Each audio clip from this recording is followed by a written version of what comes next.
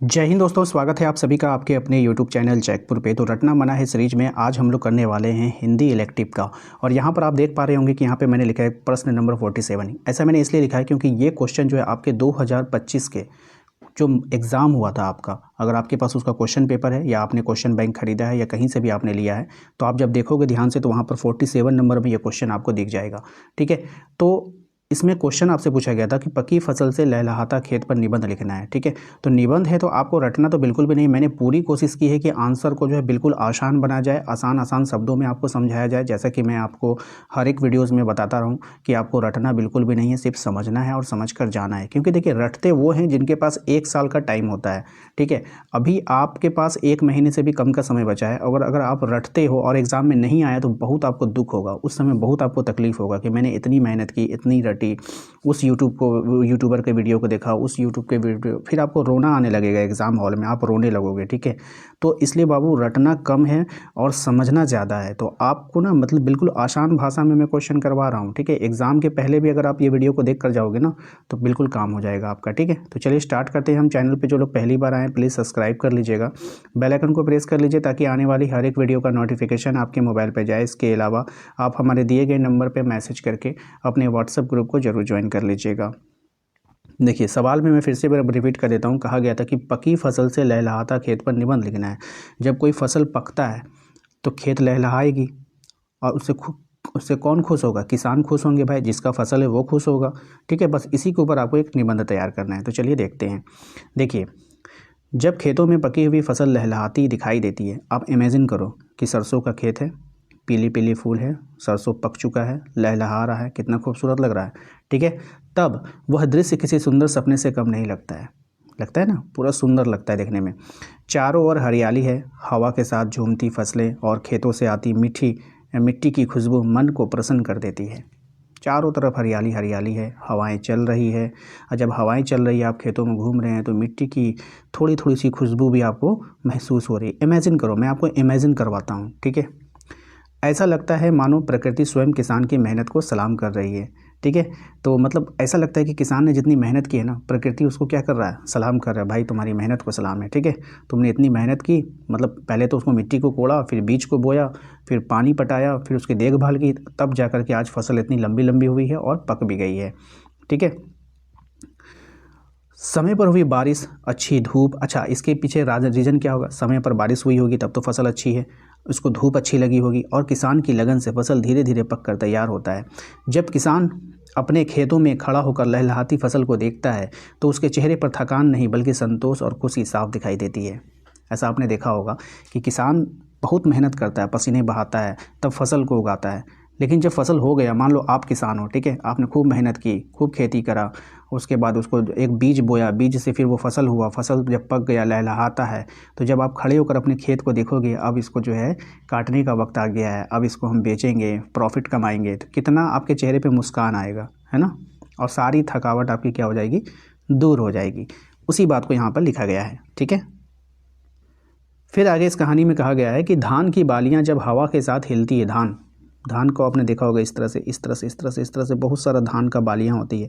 जब हवा में हिलती है तो ऐसा लगता है जैसे खेतों में संगीत बज रहे हैं। और वो ना सूख जाता है, धान जो है ना क्या होता है, सूख जाता है। और जब वो सूख जाता है ना, जब हवा चलती है तो धान जब टकराता है तो सरसर की आवाज़ें आती है। ठीक है, तो ऐसा लगता है जैसे खेत में क्या हो रहा है, संगीत बज रहा है। ये दृश्य किसान के लिए बहुत ही खास होता है क्योंकि इसी फसल से उसके परिवार का पेट भरता है और बच्चों का भविष्य बनता है। पहले तो देख, फसल को वो लोग क्या करते हैं ना, फसल को किसान क्या करते हैं, 2 भागों में डिवाइड करते हैं। पहला भाग वो लोग अपने घर के लिए रखते हैं, दूसरा भाग वो मार्केट में ले जाकर के बेचते हैं, जिससे अपना बच्चों की पढ़ाई लिखाई सभी काम करते हैं वो लोग। ठीक है, तो पेट भरता है और बच्चों का भविष्य बनता है। पकी फसल केवल अनाज नहीं देती बल्कि किसान को आत्मविश्वास भी देती है। जब फसल पक जाता है तो वो सिर्फ अनाज नहीं देगा, उसका आत्मविश्वास को बढ़ाएगा, कॉन्फिडेंस को बढ़ाएगा।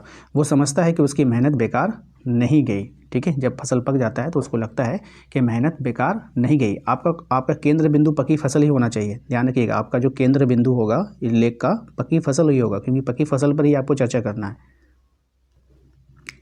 गाँव के लोग भी ऐसे समय खेतों की ओर खींचे चले जाते हैं। यानी गांव के लोग होता है क्या, जब फसल पकते हैं तो लोग खेत की तरफ जाते हैं। ठीक है, सभी के मन में उम्मीद और खुशी होती है। पकी फसल गांव में खुशहाली लाती है, बाज़ारों की रौनक बढ़ती है और हर घर में संतोष का माहौल बनता है। सच कहा जाए तो लहलहाते खेत केवल प्रकृति की सुंदरता नहीं बल्कि किसान के सपनों और संघर्षों की कहानी को कहते हैं। ठीक है, तो ये आपका आंसर हो गया। इसको कुछ नहीं करना है, वीडियोस को 2 बार देख लीजिए, 3 बार देख लीजिए, 4 बार देख लीजिए, जितना बार देखना है उतना बार देखिए। उसके बाद बिना देखे आपको लिखना है इसको। आप जब परीक्षा देने जाते हो ना तो वहाँ पे लिखा जाता है विद्यार्थी जो है यथासंभव प्रश्नों के उत्तर अपने शब्दों में दें, ना कि किसी गाइड के दे, वर्मा गाइड से दे, शर्मा गाइड से दे, जयपुर वाले भैया का आंसर दें, या फिर और भी कोई होगा आपका फेवरेट होगा। ठीक है, हम तो फेवरेट है नहीं, इसलिए आप लोग हमारे वीडियो को लाइक नहीं करते हो, शेयर नहीं करते हो। ठीक है, तो जो भी आपके फेवरेट है, ठीक है, टीचर है, ठीक है, जो भी है, तो ये नहीं कहता है एग्जामिनर कि आप उनकी भाषा में आंसर दो, आप अपनी भाषा में आंसर दो। ठीक है, तो कोशिश करो लिखने का बाबू। ठीक है, अभी भी समय है, अगर आप लिख लोगे ना तो देखो टेंशन तो होना है। आप क्या सोचते हो कि भैया जो बोल रहे हैं इसमें टाइम वेस्ट होगा? बिल्कुल नहीं होगा। आप बोल रहे हो कि भैया बोल रहे हैं कि 3 बार देख लो वीडियो को, एक बार अपने से लिखो, आधा घंटा लग जाएगा टोटल में। अब भैया का तो बात नहीं मानेंगे, आधा घंटा टाइम वेस्ट होता है। मत करो, मत करो। आप इसको रटो, रटने में आधा घंटा लगेगा, 30 मिनट लग जाएगा रटने में। ठीक है, और फिर आप भूल जाओगे 1 हफ्ता के बाद, फिर रटोगे, फिर 30 मिनट दोगे, फिर उसके 1 हफ्ता बाद फिर भूलोगे, फिर 30 मिनट दोगे। तो ऐसे करते करते एग्ज़ाम के समय फिर भूल जाओगे, बस हो जाएगा टेंशन, सर में दर्द। बात समझ में आई कि नहीं? लेकिन अगर आप आज बिना देखे इसको लेख बनाकर लिख देते हो ना, गारंटी देते एग्ज़ाम हॉल तक आप इसको भूलोगे नहीं। एग्ज़ाम में भी आप खुद से लिखोगे। ठीक है, बात समझ में आई आपको? चलिए आगे बढ़ें अगले क्वेश्चन की तरफ। अब यहाँ पर मैंने प्रश्न नंबर 52 लिखा है। ये 52 इसलिए लिखा है क्योंकि ये 2025 का जो आप लोगों का एग्ज़ाम हुआ था, फाइनल एग्ज़ाम, उसमें ये क्वेश्चन पूछा गया है। ठीक है, निसंदेह शब्द को लेकर लेखक ने किस प्रसंग का जिक्र किया है? निसंदेह, ठीक है, ये हिंदी का शब्द है, याद रखिएगा, और इसी के बारे में आपको इसमें जिक्र किया गया है। इसको पूरी कहानी की तरह आपको समझना है और फिर बिना देखे आपको लिखना है। ठीक है, तो चलिए आपको बताते हैं। लेखक ने निसंदेह शब्द का प्रयोग जिस प्रसंग में किया है वो उनके जीवन और साहित्यिक अनुभव से जुड़ा हुआ है। यानी कि किसी के जीवन में कोई घटना घटती है, कोई साहित्यिक, जैसे कि अगर हम टीचर हैं तो हमारे टीचिंग का अनुभव हो गया। ठीक है, अगर हम यूट्यूबर है तो हमारे यूट्यूब का अनुभव हो गया। हम बोलेंगे हमारे यूट्यूब जर्नी में जो है एक दिन ऐसा घटना घटा कि एक बच्चे से भेंट हुआ मुझे, उस बच्चे ने ये कहा, तो ये हमारी यूट्यूब जर्नी हुई। तो कोई अगर लेखक है तो उसका जो है साहित्यिक अनुभव हुआ वो। ठीक है, बात समझ में आई? चलिए, लेखक बताते हैं कि जब वे हिंदी साहित्य की मंडली में जाने लगे, यानी कि हिंदी साहित्य का एक मंडली होता है, मंडली का मतलब 4-5 लोग एक जगह बैठे हुए हैं, बातचीत कर रहे हैं, तब वहाँ बातचीत के दौरान कुछ खास शब्द बार बार सुनाई देता था। कौन सा शब्द सुनाई देता था? यही निसंदेह। ठीक है, उन्हीं शब्दों में से एक शब्द था निसंदेह। यह शब्द आगे कहता है कि ये शब्द वहाँ इतनी बार बार बोला जाता था कि लेखक के मन में ये बात बैठ गई कि यह साहित्यिक बातचीत का एक जरूरी हिस्सा है। यानी कि कोई भी मंडली में, कोई भी जहाँ पे लोग 4 बैठे हुए हैं, वहाँ पे कोई चीज़ बार बार बोला जाएगा तो उसको लगेगा कि ये बहुत ही इंपॉर्टेंट बात है, तभी तो बोला जाता है ना। तो निसंदेह शब्द का जो प्रयोग जो है बार बार वहाँ पर किया जाता था। लेखक ने देखा कि जिन लोगों से वे मिलते थे उसमें अधिकतर लोग वकील थे, कोई मुख्तार था, कोई कचहरी से जुड़े हुए थे।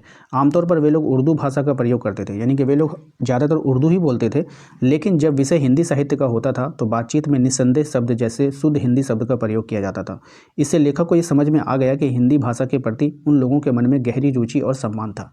यानी कि वो लोग तो बैठते थे और सभी लोग उर्दू के मतलब ज्ञानी थे, लेकिन जब हिंदी भाषा का जब बात होता था तो वहाँ पर ये शब्द जो है, निसंदेह शब्द जो है, बार बार उपयोग किया था, जो कि एक शुद्ध हिंदी शब्द है।